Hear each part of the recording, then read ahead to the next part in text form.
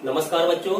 अभी हमने पिछले वीडियो में जो पार्ट 2 गद्य खंड का है 12th का हिंदी का, उसमें बाजार दर्शन का एक पार्ट देखा, जिसमें लेखक ने बताया कि बाजार में कितना आकर्षण है। वास्तव में एक शैतान का जाल की तरह वो लोग दुकान को सजा करके बैठते हैं कि अनायास ही हमारा मन उसमें फंस जाता है। लेखक ने बताया कि जब भी हम बाजार जाएं, हमारा मन भरा हुआ होना चाहिए। खाली मन जब हो तब बाजार ना जाएं, क्योंकि खाली मन जिसका होता है उस पर बाजार का आकर्षण, बाजार के जादू का असर बहुत ज्यादा मात्रा में होता है। तो खाली मन हम बाजार नहीं जाना चाहिए। जब हमारा मन भरा हो तभी बाजार जाना चाहिए, जिससे हमारे ऊपर बाजार के आकर्षण का जादू कम हो। अब आगे एक और व्यक्ति की बात करते हैं, जैनेन्द्र कुमार जी। क्या बताते हैं कि हमारे पड़ोस में एक महानुभाव रहते हैं, जिनको लोग भगत जी के नाम से जानते हैं। भगत जी कहते हैं जिनको, वो चूरन बेचते हैं। उनका कार्य है, पेशा है चूरन बेचने का। चूरन बेचा करते हैं। यह काम करते जाने कितने बरस उन्हें व्यतीत हो गए, यानी कई सालों से चूरन बेचने का काम भगत जी करते हैं। लेकिन किसी एक भी दिन चूरन से उन्होंने 6 आने से ज्यादा पैसे नहीं कमाए। उनकी सिर्फ आवश्यकता है कि मुझे दिन भर की कमाई में सिर्फ 6 आने पैसे चाहिए। जहां से 6 आने पैसे की कमाई उनकी हुई, उन्होंने बस चूरन बेचना बंद कर दिया। इतनी संतुष्टि का भाव उनके अंदर है। सिर्फ 6 आने की कमाई करते हैं चूरन से। लेकिन किसी एक भी दिन चूरन से उन्होंने 6 आने पैसे से ज्यादा नहीं कमाए। चूरन उनका आसपास सरनाम है, यानी कि फेमस है।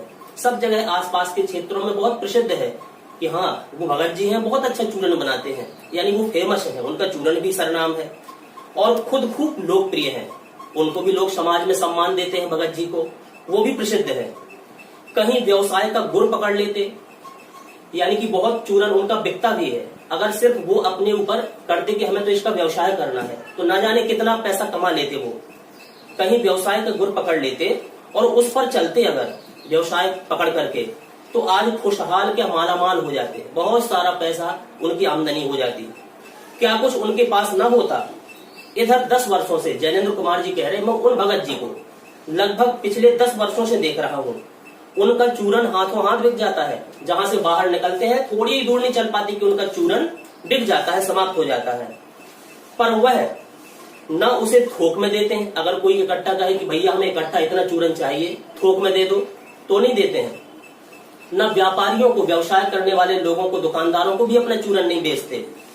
पेशगी आर्डर कोई नहीं लेते कि हमें भाई पेशगी है, इस तारीख को चूरन चाहिए, तो हमारी ये पेशगी ले लो, पहले से धनराशि ले लो, हमारे यहाँ ये चूरन पहुंचा देना। तो कोई पेशगी आर्डर भी वो नहीं देते हैं। बंधे वक्त पर एक उनका निश्चित समय है कि इतने वक्त हमें घर से निकलना है, तो बंधे वक्त पर अपनी चूरन की पेटी लेकर घर से बाहर हुए नहीं कि देखते देखते उनकी 6 आने की कमाई हो जाती है।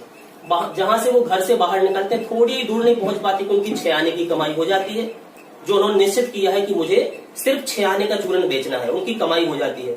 लोग उनका चूरन लेने के लिए उत्सुक रहते हैं, उत्साहित रहते हैं कि भगत जी का चूरन हमें चाहिए, भगत जी से हमको चूरन लेना है। चूरन से भी अधिक शायद वह भगत जी के प्रति अपनी सद्भावना का दे देने को उत्सुक रहते हैं। यानी कि वो संत जैसी प्रवृत्ति है चूरन वाले भगत जी की। तो सभी लोगों की इच्छा रहती है कि हम अपनी कमाई का कुछ अंश भगत जी को दे दें।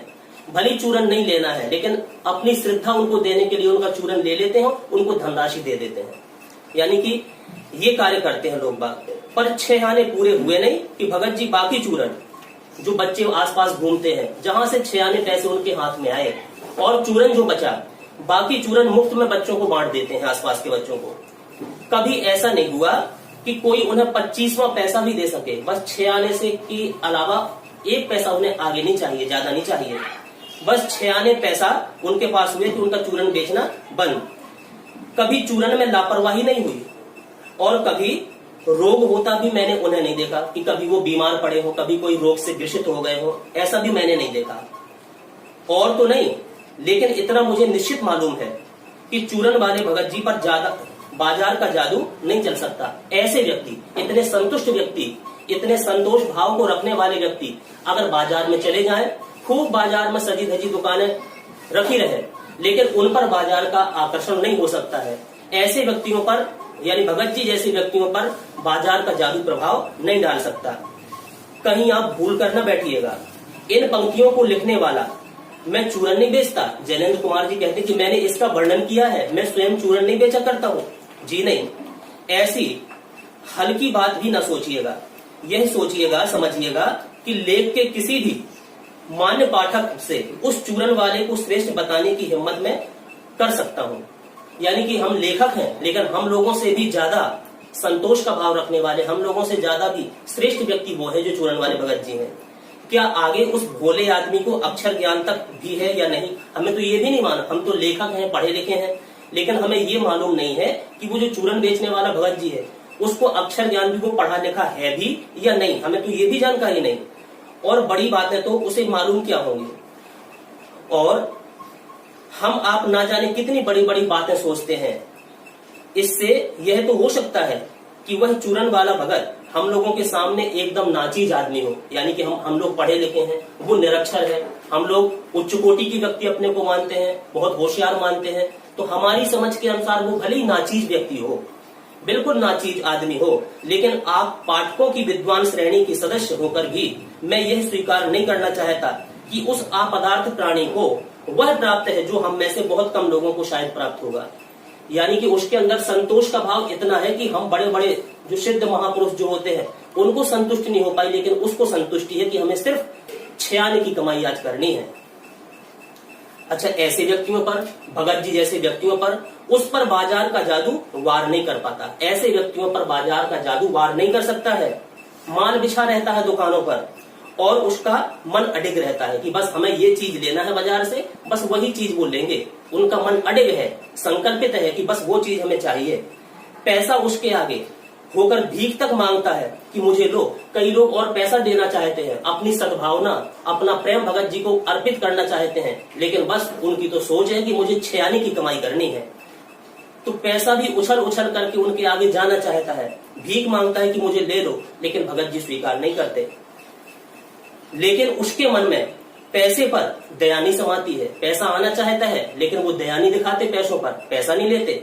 वह निर्मम व्यक्ति पैसे को अपने आहत गर्भ में बिलकता ही छोड़ देते हैं, यानी कि पैसा आना चाहता है वो स्वीकार नहीं करते हैं। ऐसे आदमी के आगे, ऐसे व्यक्तियों के आगे, ऐसी सोच वाले इंसान के आगे क्या पैसे की व्यंग्य शक्ति कुछ भी चलती होगी? जैनेन्द्र कुमार जी कहते हैं हमारे हिसाब से तो नहीं चलती होगी। क्या वह शक्ति कुंठित होकर सलज ही ना हो जाती होगी? वो शक्ति भी लज्जित हो जाती होगी ऐसे व्यक्तियों के सामने। अच्छा, पैसे की व्यंग्य शक्ति कुछ नहीं हो, वह दारुण है। पैसे की व्यंग्य शक्ति दारुण है। मैं पैदल चलता हूँ, लेखक कह रहे कि मेरे पास कोई मोटर गाड़ी नहीं है, मैं पैदल चलता हूँ, पैदल चला जाता हूँ पैरों की सहायता से, कि पास ही धूल उड़ाती हुई निकल गई मोटर। कभी कभी हम लोगों के पास, जिसके पास गाड़ी नहीं, हम लोग पैदल चलते हैं और कहीं कोई मोटर गाड़ी हमारे बगल से निकल जाती है, उसकी धूल लगती है, हमको धूल उड़ाती हुई अगर निकल जाती है, वह क्या निकली कि मेरे कलेजे को कौंधती एक कठिन व्यंग्य की लीक ही आर से पार हो जाती है। हम लोग सोचने लगते हैं कि बस इसके पास मोटर है, हमारे पास ये गाड़ी नहीं है, हमारे पास होनी चाहिए। शायद ये व्यक्ति दिखाना चाहता है कि भैया देखो ये है मोटर, तुम कितने कमजोर हो, तुम्हारे पास मोटर नहीं है। जैसे किसी ने आंखों में उंगली देकर दिखा दिया हो कि इसका नाम है मोटर, इसे देखो, तुम पैदल चलते हो, हम मोटर से चलते हैं और तुम उससे वंचित हो, तुम्हारे पास नहीं है ये चीज। यह मुझे अपनी ऐसी विडंबना मालूम होती है कि बस पूछिए नहीं। मैं सोचने को हुआता हूँ, सोचता हूँ कि हाय, ये ही माँ बाप रह गए थे जिनके यहाँ मैंने जन्म लिया, जिनके यहाँ मुझे जन्म लेना था। मैं क्यों ना मोटर वालों के यहाँ, बड़े बड़े रईसों के यहाँ, बड़े बड़े करोड़पतियों के यहाँ जन्म लिया मैंने। उस व्यंग्य में इतनी शक्ति है कि जरा में मुझे अपने सगों के प्रति कृतज्ञ बना देती है। 2 शब्द होते हैं, एक होता है कृतज्ञ और एक होता है कृतज्ञ। कृतज्ञ माने होता है जिन्होंने हमारे ऊपर उपकार किया, उनके उपकारों को हम माने, और कृतज्ञ व्यक्ति होता है किए गए उपकारों को भूल जाए। तो माता पिता हमें जन्म देते हैं, पाल पोष के बड़ा करते हैं, सब क्रियाकलाप करते हैं, हर चीज से हमें संतुष्ट रखते हैं, लेकिन कोई हमसे बड़ा आदमी दिख गया तो हमारे मन में तुरंत ये छोटी सी भावना आ जाती है, हम ऐसे माता पिता के यहाँ क्यों जन्म लिया, हम करोड़पतियों के यहाँ, बड़े बड़े मोटर गाड़ी वालों वाले माता पिता के यहाँ क्यों नहीं हमने जन्म लिया। सब भूल जाते हैं, थोड़ी ही देर में अपने शवों के प्रति हम कृतज्ञ हो जाते हैं, उनके उपकारों को भूल जाते हैं। लेकिन क्या लोक वैभव की, संसार की धन संपत्ति की। यह व्यंग शक्ति उस चूरन वाले अकिंचित कर मनुष्य के आगे चूर चूर होकर ही रह जाती है। चूर चूर क्यों नहीं, पानी पानी। ऐसे श्रेष्ठ व्यक्ति के आगे वो शक्ति काम नहीं करती। कितने भी करोड़पति निकल जाए लेकिन वो अपनी राह पर चलता रहता है, जितना है उतने से ही वो संतुष्ट है। तो वह क्या बल है, कैसी शक्ति है उसके पास, जो इस तीखे व्यंग के आगे ही अजेय ही बना रहता है। अजेय, कितने भी व्यंग के बाण गलते रहे लेकिन हमारा परिपक्व इरादा है, हमारा मन अडिग है, हम सभी से विजय प्राप्त करके रहेंगे। हमें कोई चीज नहीं चाहिए, जितना है उतने में हम संतुष्ट हैं। बल्कि मानो उस व्यंग की क्रूरता को ही पिघला देता है। अच्छा, उस बल को नाम जो दो, ऐसे बल को हम कौन सा बल कहेंगे, कोई भी आप नाम दे दो उसको, पर वह निश्चय उस तल की वस्तु नहीं है जहां पर संसारी वैभव फलता फूलता है। संसार के लोग ऐसे नहीं होते हैं।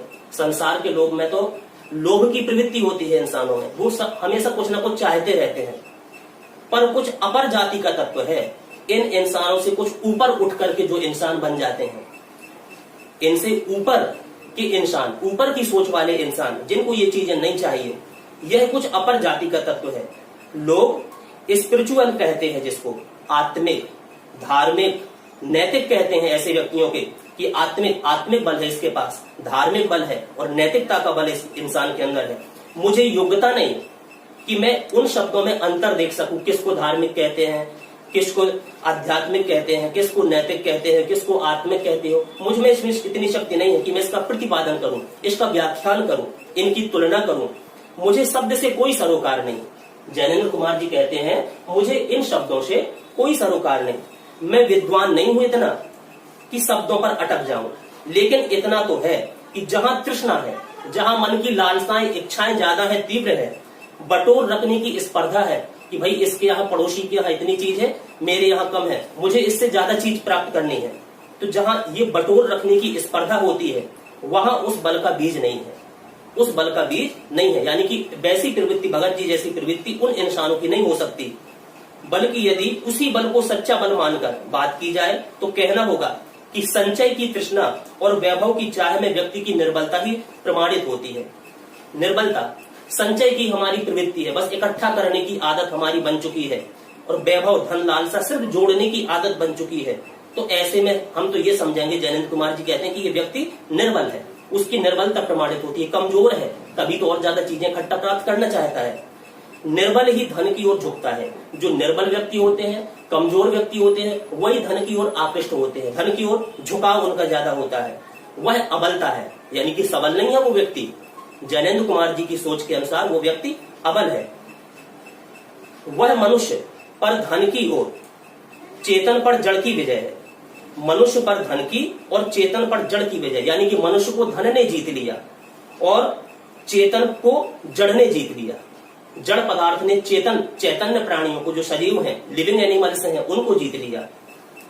अच्छा, एक समय की बात जैनेन्द्र कुमार जी और बतलाना चाहते हैं, उसको ध्यान से सुनो। जैनेन्द्र कुमार जी बताते हैं कि एक बार चूरन वाले भगत जी को हम बाजार चौक में दिख गए। हम कहीं बाजार गए थे, वहीं चूरन वाले भगत जी हमको बाजार के चौक में दिखाई दिए। मुझे देखते ही उन्होंने जयराम जी की किया, जय जयराम किया। मैंने भी जयराम जी कहा, उनका उत्तर दिया। मैंने भी उनसे जयराम जी किया। उनकी आंखें बंद नहीं थी, उनकी आंखें खुली थी, चारों तरफ देख रहे थे, चारों तरफ बाजार था, दुकान। तो आंखें बंद करके इंसान कैसे जाएगा? वो भी अपनी दुकानों के सामने खड़े हुए थे, चलते जा रहे, चौराहे पर दिखाई दिए, आंखें खुली हुई थी। न उस समय वह बाजार को किसी भांति कोस रहे थे कि क्यों सजे हुए दुकानें लगी हुई है, कितना माल इसमें जमा है। कोस रहे थे कि मेरे पास पैसा नहीं है, मैं इन चीजों को कैसे खरीदूंगा। न किसी भांति कोस रहे मालूम होते थे। राह में बहुत से लोग उनको मिले, भगत जी को बहुत सारे लोग भी रास्ते में मिले, बहुत बालक भी मिले, भगत जी द्वारा पहचाने जाने के इच्छुक थे। भगत जी उनको पहचानते थे और वो इंसान, बच्चे, भगत जी को भी पहचानते थे। भगत जी ने सबको भी हंसकर पहचाना, सबने राम राम किया, जयराम किया। भगत जी ने भी हंस करके उसका उत्तर दिया, सभी को पहचाना, उनका अभिवादन किया, उनको यथोचित उत्तर दिया, सबका अभिवादन लिया और सबको अभिवादन किया, यानी प्रणाम किया। इससे तनिक भी यह नहीं कहा जा सकेगा कि चौक बाजार में होकर उनकी आंखें किसी भी तरह से कम खुली थी, यानी कि उनकी भी आंखें सभी इंसानों की तरह खुली हुई थी। जैसे इंसान बाजार जाते हैं आंखें खोल करके, तो वो भी आंखें खोल करके ही बाजार में थे। लेकिन भौचक्के हो रहने की लाचारी उन्हें नहीं थी कि बस बाजार के इस जादू को देख करके, बाजार के इस आकर्षण को देख करके हम आश्चर्यचकित हो जाएं, हम भौचक्के हो जाएं। ऐसी लाचारी उनकी दृष्टि पर नहीं दिखाई दे रही थी। व्यवसाय में पसोपेश उन्हें नहीं था और खोए से खड़े तो नहीं वह रह जाते थे, एक स्थान पर खड़े नहीं रह रहे थे। भांति भांति के बढ़िया माल से चौक भरा हुआ था, कई दुकान, बहुत सुंदर सुंदर सा माल भरा हुआ था। उन सबके प्रति अप्रीति इस भगत के मन में नहीं है। अप्रीति नहीं है कि हम प्रेम नहीं करें उनसे, सजा है भाई, अच्छी बात है, दुकानों पर सजा है, उनका बेचने का काम है, वो बेचेंगे, तो उससे अरुचि नहीं थी, खूब बेचो, लेकिन मुझे ये चीजें नहीं चाहिए। इन चीजों का आकर्षण मुझे अपनी ओर नहीं झुका सकता है, यानी मैं इनकी तरफ नहीं झुक सकता हूं।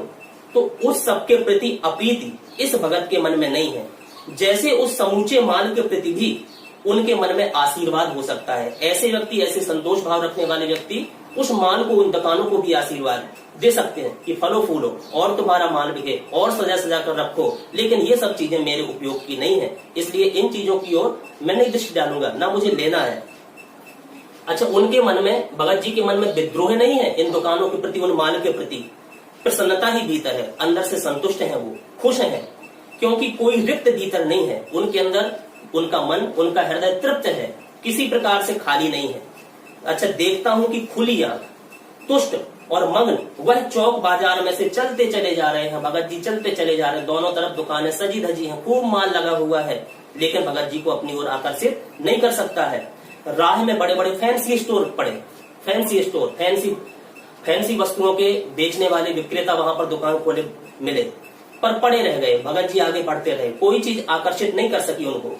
कहीं भगत रुकते नहीं है, किसी भी दुकान पर भगत जी नहीं रुकते हैं।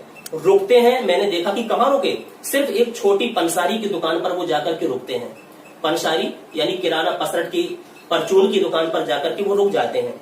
वहां दो चार अपने काम की चीज, यानी कि जैसे चूरन बनाने का व्यवसाय उनका है, तो चूरन बनाने में उपयुक्त चीज जो लगना है, बस दो चार आने की वो चीजें ले ली उन्होंने और चले आते हैं बाजार से, बस, और कोई चीज नहीं लेना। बाजार से हट पूर्वक विमुखता उनमें नहीं है, लेकिन अगर उन्हें अपना चूरन बनाने के लिए जीरा लेना है, काला नमक चाहिए, तो सारे चौक बाजार की सत्ता उनके लिए तभी तक है, तभी तक बाजार उनके लिए उपयोगी है।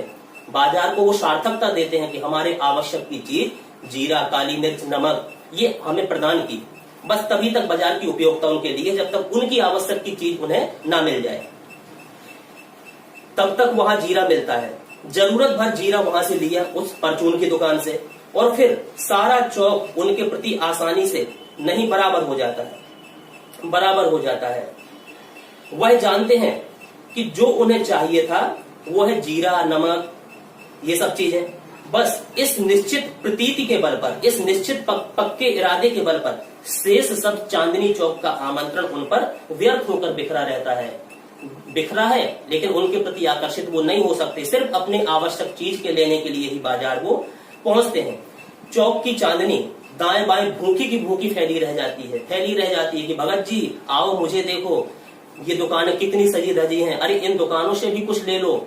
लेकिन भगत जी पर अपना जादू वो नहीं डालती, क्योंकि भगत जी को जीरा चाहिए, वह तो कोने वाले पंसारी की दुकान से ही मिल जाता है, और वहां से सहज भाव में वो ले लेते हैं साधारण तरीका से दो चार आने की वस्तुएं, अपनी चीजें। इसके आगे आसपास अगर चांदनी बिछी पड़ी रहे, खूब माल डला रहे, खुशी से बिछी रहे, भगत जी को वो चीजें नहीं चाहिए। भगत जी से बेचारी का कल्याण ही चाहते हैं कि भाई तुम्हें खरीदने वाला और कोई और आएगा, जिसको आवश्यकता होगी वो खरीदेगा, मुझे तो सिर्फ जीरा और नमक चाहिए, सो मैंने इस पंसारी की दुकान से ले लिया और मैं ये चला। वहां मुझे ज्ञात होता है, यहाँ मुझे ज्ञात होता है, जैनेन्द्र कुमार जी लिखते हैं, ऐसे व्यक्तियों को देख करके मुझे ज्ञात होता है कि बाजार को सार्थकता भी वही मनुष्य देता है, वही मनुष्य सार्थकता देता है जो जानता है कि वह क्या चाहता है। अपनी इच्छित वस्तु लेने के लिए ही बाजार जाता है, ऐसा नहीं कि यहाँ से हम कुछ लेने के लिए गए, वहां के आकर्षण में फंस करके कई सारी चीजें लेकर के आए। जैसे उनके एक मित्र गए थे एक मामूली चीज लेने, और पूरे जाने कितने बंडल लेकर के वापिस आ आए थे। और जो नहीं जानते कि वे क्या चाहते हैं, बाजार तो गए, पैसा जेब में ले गए, जेब भरी है, मन खाली है, बाजार गए, उन्हें पता नहीं है कि क्या चीज चाहिए, तो अपनी परचेंजिंग पावर के गर्भ में, अपनी खरीदारी की शक्ति के कारण अपने पैसे से केवल एक विनाशक शक्ति, शैतानी शक्ति, जो विनाश करने वाली शक्ति है, शैतानी शक्ति, व्यंग की शक्ति ही बाजार को देते हैं। ना तो वे बाजार से सच्चा लाभ उठा सकते हैं, ना उस बाजार को सच्चा लाभ दे सकते हैं। वे लोग बाजार का बाजारूपन बढ़ाते हैं कि बाजार में अच्छी बिक्री हुई है, अच्छा बाजारूपन बाजार का ऐसे लोग बढ़ा देते हैं, जिसका मतलब है कि वो कपट बढ़ाते हैं, मन में द्वेष विद्रोह की भावनाएं भी जगाते हैं। कपट की बढ़ती का अर्थ है परस्पर में सद्भावना घट जाना, सद्भावना घट जाना, बस दिखावे की प्रवृत्ति इंसान के अंदर जागृत हो जाना। इस सद्भाव के हिरास में अगर सद्भाव हमारे अंदर सच्ची भावना कम हो गई, हिरास हो गया उसका, तो आदमी आपस में भाई भाई और सुहृद और पड़ोसी फिर नहीं रह जाते। मन में कपट आ जाता है, एक दूसरे से मन में ईर्ष्या आ जाती है और आपस में कोरे ग्राहक और बेचक की तरह व्यवहार करते हैं। मानो दोनों एक दूसरे को ठगने की बात करते हैं। ठगने की बात फिर लोग सोचने लगते, दुकानदार भी उस इंसान की इसके पास काफी पैसा है, चलो इसको हम ठगें, और ऊंचे भाव में वो बेचता है, लेकिन उसे तो लेना है तो जबरदस्ती वो लेगा। तो ठगी के घात में भी हम लोग आ जाते हैं, ठगने की घात में हो जाते हैं। एक की हानि से दूसरे का अपना लाभ दिखता है। अगर एक इंसान की लाभ हानि होगी तो दूसरा व्यक्ति सोचता है इसकी हानि से हमें लाभ होगा, और यह बाजार का बल्कि इतिहास का सत्य माना जाता है। ऐसे बाजार को बीच में लेकर लोगों में आवश्यकताओं का आदान प्रदान, लोगों में आवश्यकताओं का आदान प्रदान नहीं होता है, बल्कि शोषण होने लगता है। एक दूसरे का इंसान शोषण करने लगते हैं, इसका शोषण हम कितना कर सकें, तब कपट सफल हो जाता है। ऐसे में कपट और द्वेष भावनाएं सफल होती हैं। जो निष्कपट होते हैं, निश्चल होते हैं, कपट रहित होते हैं, वो इन चीजों का शिकार हो जाते हैं। ऐसे बाजार मानवता की विडंबना है। जो ऐसे बाजार का पोषण करता है, दिखावा करता है, प्रदर्शन करता है, बाजार के आकर्षण में फंसता है, तो उसका शास्त्र बना हुआ है, वह अर्थशास्त्र सरासर औंधा ही है, वह मायावी शास्त्र है, वह अर्थशास्त्र अनीति शास्त्र है, अनीति शास्त्र है। तो अभी ये आपने पाठ सुना, इसके कुछ एक दो क्वेश्चन आंसर मैन आपको बता दें। अगर बोर्ड की पेपर में आपसे पूछे जाए तो आप क्या लिख सकते हो। जैसे इसमें पहला प्रश्न दिया हुआ है, बाजार का जादू चढ़ने और उतरने पर मनुष्य पर क्या क्या प्रभाव पड़ता है। जब बाजार का जादू चढ़ता है तो क्या प्रभाव डालता है, और जब उतरता है उसका जादू तो क्या प्रभाव डालता है। तो आप लोग ये लिख सकते हैं कि बाजार का जादू चढ़ने पर मनुष्य आवश्यक अनावश्यक सामान खरीदने लगता है, कई वस्तुएं खरीदने लगता है। जब जादू चढ़ जाता है, वह अपनी क्रय शक्ति का प्रदर्शन करके अहम को पोषित करता है, अपना अहंकार बढ़ाता है, उसके मन पर नियंत्रण नहीं रहता, और वह जेब में पैसे रहते खरीदारी करता चला जाता है। जब तक जेब में पैसे हैं, खरीदारी करता हुआ चला जाता है, उसका मन बाजार के इशारे पर चलता है। तो ये काम होते हैं जब बाजार का जादू चढ़ता है। और जब बाजार का जादू उतर जाता है तो क्या है, वह सिर पीट करके रह जाता है, अपना सिर पीटने लगता है बाद में। तो क्या सोचता है कि घर आए अनावश्यक सामान को देखकर उसका मन व्यथित हो जाता है, दुखी हो जाता है कि अरे हम बेकार चीज में ले आए हैं, ये सामग्री बेकार, हमारे उपयोगी नहीं थी, ये कष्ट दे रही है, अब हमें कोई आवश्यकता नहीं थी, हम खरीद करके लाए। तो व्यथित हो जाता है इंसान, उसे अपनी अनावश्यक खरीदारी पर फिर पछतावा होता है, पछतावा होने लगता है। ऐसी स्थिति में वह अपने आप को ठगा सा महसूस करता है कि मैं ठग गया बाजार जाकर के, और मन ही मन भविष्य में फिजूल खर्ची से तौबा कर लेता है, फिजूल खर्ची से तौबा कर लेता है। तो ये प्रश्न हो सकता है आपका। अच्छा, दूसरा प्रश्न, बाजारूपन से क्या तात्पर्य है। किस प्रकार के व्यक्ति बाजार की सार्थकता प्रदान करते हैं, अथवा बाजार की सार्थकता किन में है, बाजारूपन से क्या तात्पर्य है। तो अगर ये प्रश्न पूछा जाए, इसको आप किस तरीका से लिख सकते हैं, बाजारूपन से तात्पर्य बाजार के आकर्षण से है। बाजार का आकर्षण, कितना आकर्षण है बाजार में। बाजार का उद्देश्य लोगों की आवश्यकताओं की पूर्ति करना होता है, कि आवश्यकता के अनुसार हम बाजार जाएं और हमारी आवश्यक चीजें वो प्रदान करें। बाजार में विद्यमान जितने सामान है, सभी सामान, उनकी चमक धमक बाजारूपन का ही अंग है। बाजार की सार्थकता प्रदान करने वाला, बाजार का उद्देश्य पूरा करवाने वाला, यानी कि उसके बाजारूपन को बढ़ाने वाले का ही एक अंग है। इस तरह बाजारूपन ग्राहकों को आकृष्ट करता है, आकृष्ट करता है, उनके मन को खरीदारी के लिए प्रेरित करता है। बाजारूपन ग्राहकों को आकृष्ट करता है, खरीदारी के लिए प्रेरित करता है। मन पर नियंत्रण रखने वाले संयमी व्यक्ति ही बाजार को सार्थकता देते हैं। जिनका मन नियंत्रित है, संयमी व्यक्ति हैं, वो ही बाजार को सच्ची सार्थकता प्रदान करते हैं। पाठ में वर्णित, जैसे कि भगत जी का वर्णन अभी आपने सुना, भगत जी ऐसे व्यक्ति ही हैं जो बाजार को सार्थकता देते हैं और बाजार उसे सार्थक करता है। बाजार सामान से पटे रहते हैं, लेकिन अपनी आवश्यक वस्तु खरीदने में ही बाजार की सार्थकता निहित है। बस आवश्यक वस्तु ही हम खरीदें।